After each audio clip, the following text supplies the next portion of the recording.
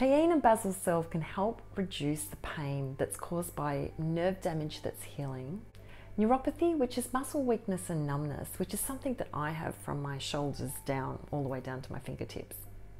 It can also help with muscle spasms and inflammation. Like with any natural remedy, please check with your medical practitioner before you use it. And if you're pregnant or have epilepsy, don't use the pure basil essential oil. Just leave that out. Let's get into it. 6 weeks before we make the salve, we need to cold infuse the cayenne oil. In a sterilized jar, add 2 tablespoons of dry cayenne powder, 3/4 of a cup of olive oil or grapeseed oil. Place the lid on and give it a good shake, making sure all the cayenne is mixed in properly.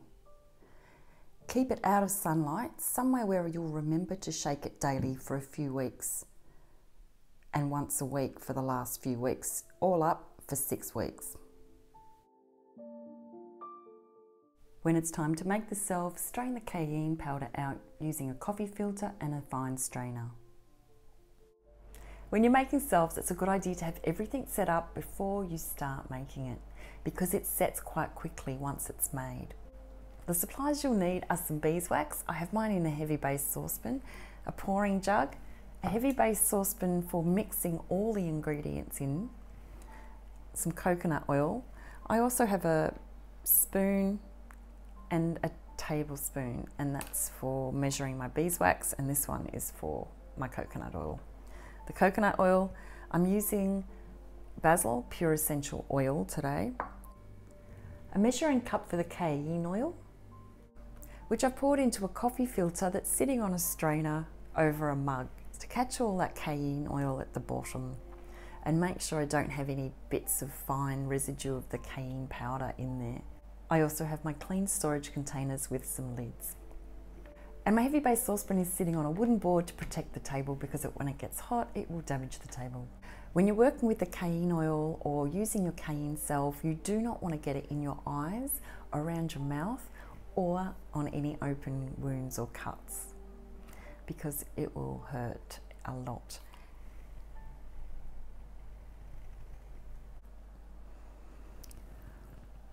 I'm adding in 1/2 cup of the cayenne oil, 15 drops of the basil oil. Always use a pure essential oil for your medicinal properties and not a fragrant oil. Add 4 tablespoons of organic coconut oil,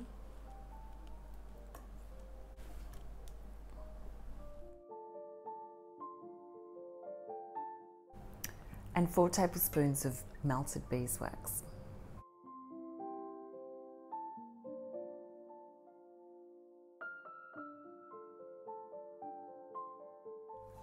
So I'm going to heat all of these ingredients up on the stove top. Beeswax is highly flammable, so always heat it on a low heat, whether you're melting the beeswax or whether you're making salves. Keep an eye on it and keep it on a low heat until it's nearly melted. Carefully pour it into a jug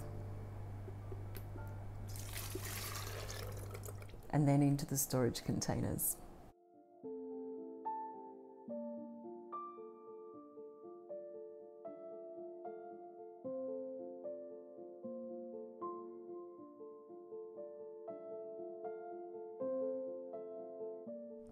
Try and fill them up as even as possible, leaving about 1 to 2 millimeters of headspace, which is about 1/4 of an inch.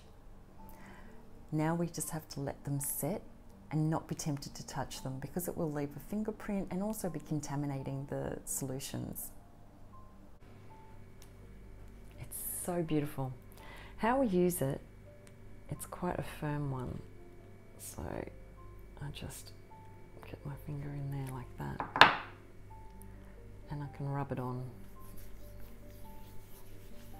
Rub it right in. The good thing about the cayenne is that you can grow it yourself and then pick them and dehydrate them, blend them up, and then they'll be ready to use. Try and use fresh cayenne, as fresh as possible, but use it dehydrated before you make your oil. I find it quite comfortable. It doesn't burn my skin or hurt in any way. but it is gently warming my skin. I would apply this just before bed and put cotton gloves on so that I wouldn't be accidentally touching my eyes, my nose, around my mouth, because you definitely don't want to be getting cayenne on anything sensitive because it will sting and burn. When I'm using the salve elsewhere, say on my feet or my back, then I definitely make sure I wash my hands thoroughly so that I don't get it accidentally anywhere that I don't want it. And obviously I wouldn't be using this on little children and babies, but I would be using gloves if I was applying it to myself if I had a baby, because I would want to make sure that I wasn't having any traces that I would accidentally get onto my baby or in my baby's eye or mouth or anywhere else if I was doing a nappy change or whatever. I would definitely be taking precautions for that. Once it's set, I place the lids on.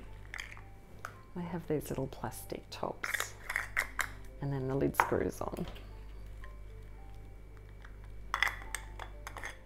Label yourselves and put the use by date on, and the way you find out your use by date is by looking at your oils that you've used in this product. So whether it's your essential oil, your coconut oil, and the olive oil or grapeseed oil, depending which oil you used, and whichever date is first will be the use by date that you are having for yourselves. Thanks for watching. I'll see you in the next video.